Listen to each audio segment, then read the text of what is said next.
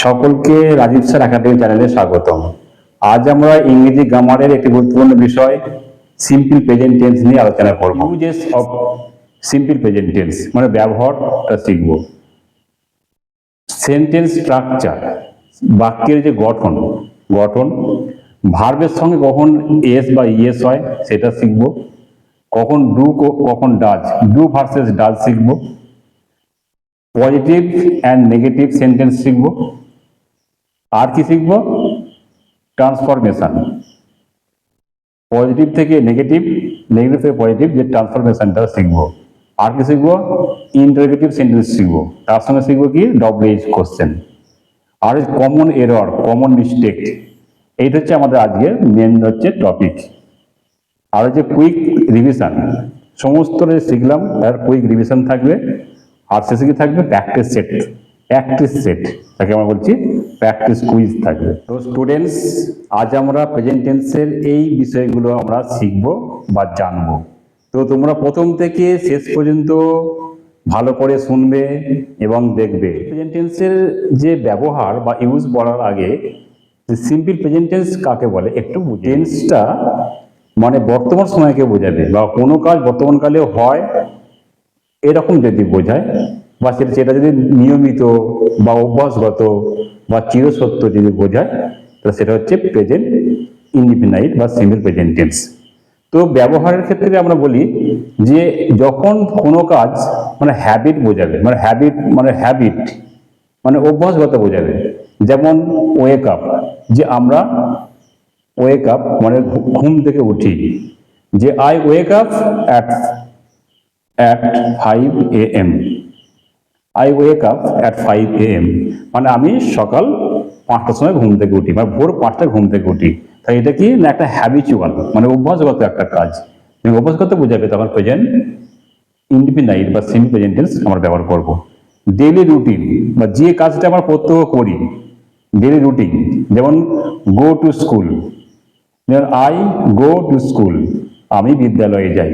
তাহলে এই যে কাজটা কিন্তু মানে প্রত্যহ যে কাজটা আমরা করি আর দৈনন্দিন যে কাজগুলো আমরা করি, সেই কাজগুলো কিন্তু সিম্পল প্রেজেন্ট টেন্সের মধ্যে পড়বে। তারপরে কি 3 নম্বরটা কি না ইউনিভার্সাল ট্রুথ, মানে হচ্ছে যেটা চিরন্তন সত্য বোঝাবে। যেমন হচ্ছে the sun rises in the east, সূর্য যে উঠছে এটা কি না চিরন্তন সত্য, তখন কিন্তু আমরা প্রেজেন্ট ইনডিফিনাইট বা সিম্পল প্রেজেন্ট টেন্স ব্যবহার করব। আর একটা কি 4 নম্বর কিনা পার্মানেন্ট সিচুয়েশন, মানে হচ্ছে স্থায়ী অবস্থান যদি বোঝায়। যেমন আই লিভ ইন ইন্ডিয়া, আমরা মানে আমি ভারতবর্ষে বাস করি। তাহলে লিভটা কি হচ্ছে না প্রেজেন্ট টেন্স বলছে, হারবে প্রেজেন্ট ফর্ম বলছে। লিভ, রাইজেস, গো, ওয়েক আপ, এগুলো কি না হচ্ছে সিম্পল প্রেজেন্ট টেন্স বোঝাচ্ছে। তার মানে হচ্ছে যদি অভ্যাসগত বোঝায়, দৈনন্দিন রুটিন যদি বোঝায়, ইউনিভার্সাল ট্রুথ মানে চিরন্তন সত্য যদি বোঝায়, আর কি না পার্মানেন্ট সিচুয়েশন যদি বোঝায়, তাহলে কিন্তু আমরা প্রেজেন্ট ইনডিফিনাইট টেন্স বা সেমি প্রেজেন্ট টেন্স ব্যবহার করব।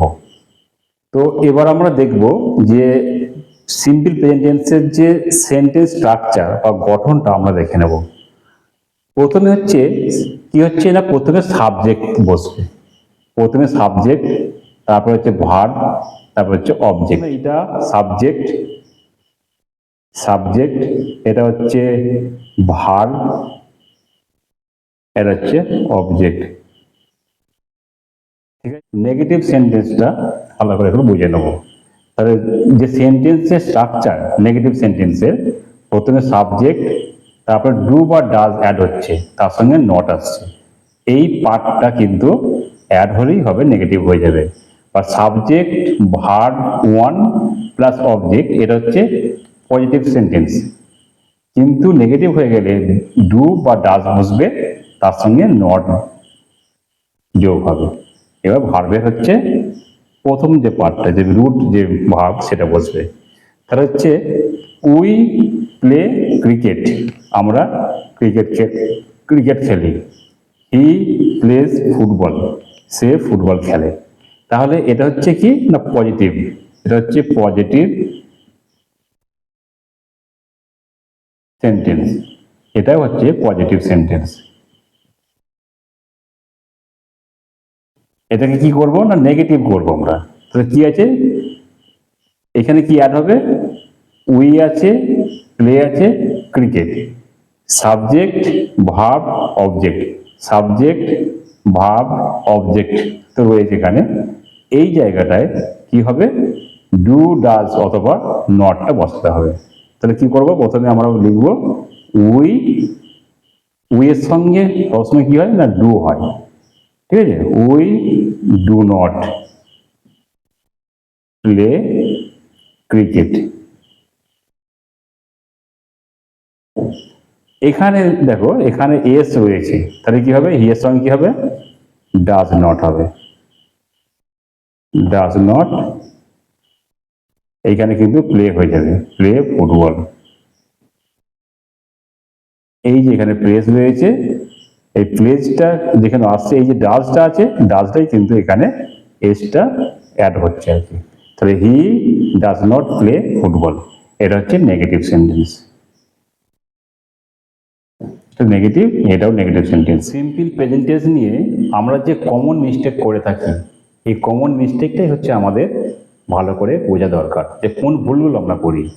তাহলে এখানে প্রথমে হচ্ছে কি কি আছে এখানে না, আমরা সবসময় লিখি he go to school, does he goes, she don't like tea, where he leaves.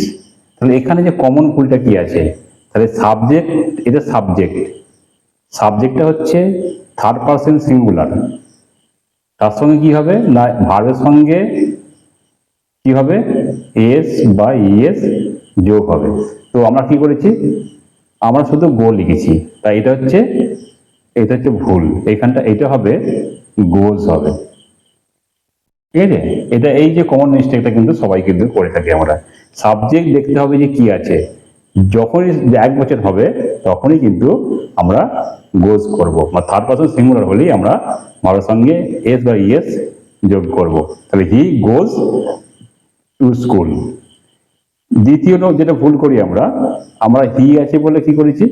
আমরা ডাজ করে দিই, যে এটা এখানে হি আছে তো আমরা ডাজ করছি, বাট কিন্তু এখানে কি করছি? আমরা আবার গোজ করছি।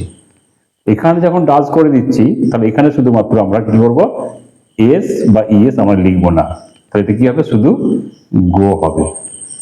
তাহলে এইটা হচ্ছে কিন্তু ম্যাক্সিমাম ক্ষেত্রে কিন্তু এইটা ভুল হয়। আর যারা ছোটদের ক্ষেত্রে এই গোজ এইটা কিন্তু ভুল থাকে। 3 নম্বর গিয়ে সি ডোন্ট লাইক টি, সে চা পছন্দ করে না। তাহলে এখানে এই যে ডোন্ট আছে, এটা কিন্তু ডোন্ট হবে না, এটা ডাজ নট হবে, ঠিক আছে? এটা কি হবে না ডাজ নট হবে। আর এখানে হোয়ার হি লিভস, সে কোথায় বাস করে। এখানে যে এটা কোশ্চেন চিহ্ন করা হচ্ছে, তো প্রশ্ন যখন করবো তখন এই যে ভার্বটা রয়েছে, এটা আমরা আগে জেনেছি কি হবে না, এখানটায় কি হবে? ডাজটা এখানটা হবে। এটা যেহেতু ভার্বের সঙ্গে এস যোগ আছে, তাই কি বলেছিলাম যে ডু এর সঙ্গে ডাজ হবে। এটা কি হবে? এখানটা বসে যাবে, যে হোয়ার ডাজ হি লিভ হবে, ঠিক আছে? WH word, do does, subject, ভার্বের যে মূল যে রূপটা এখানটা বসবে। তাহলে এই যে কমন ভুলগুলো আমরা কিন্তু সকলেই কিন্তু করে থাকি, বা এগুলো ভালো করে তোমরা স্টাডি করবে। তো এবার আমরা মানে প্রশ্ন করা শিখবো, বা প্রশ্ন কিভাবে আমরা করবো আর কি। তো প্রশ্নকে আমরা যে কোশ্চেন যে হয়, প্রশ্নকে আমরা দুটো ভাগে ভাগ করবো। একটা হচ্ছে ইয়েস নো টাইপ প্রশ্ন, একটা ডব্লিউএইচ কোশ্চেন। আর যে প্রশ্নের উত্তর হ্যাঁ বা নাই হয় তাকে আমরা বলবো ইয়েস নো টাইপ প্রশ্ন। আর যেগুলোর প্রশ্নের উত্তর দিতে হয় সেগুলো হচ্ছে WH question. What is your name, তোমার নাম কি? তোমাকে নাম বলতে হবে, বা ইয়েস নো বললে হবে না। তো যে প্রশ্নগুলোর উত্তর দিতে হয় সেগুলো হচ্ছে ডব্লিউএইচ কোশ্চেন, আর যেগুলো হ্যাঁ বা না বললেই মানে উত্তরটা পাওয়া যায় সেটা হচ্ছে ইয়েস নো টাইপ প্রশ্ন। এবার এই দুটো প্রশ্নের যে স্ট্রাকচার দেখে নেওয়া হবে। প্রথমে কি আছে? ডু বা ডাজ বসবে, তারপরে সাবজেক্ট বসবে, তারপরে ভার্ব, তারপরে অবজেক্ট, শেষে কি থাকবে? কোশ্চেন মার্ক থাকবে। তাহলে কি বলা হচ্ছে? তুমি কি ফুটবল খেলো? তাহলে তুমি মানে কি হচ্ছে? প্রথমে কি আসছে? প্রথম সাবজেক্টে কি আসছে? ইউ আসছে, তাহলে ইউ এর সঙ্গে আমরা ডু বসাই, তাহলে হচ্ছে ডু ইউ ভার্ব মানে play, do you play football, তুমি কি ফুটবল খেলো।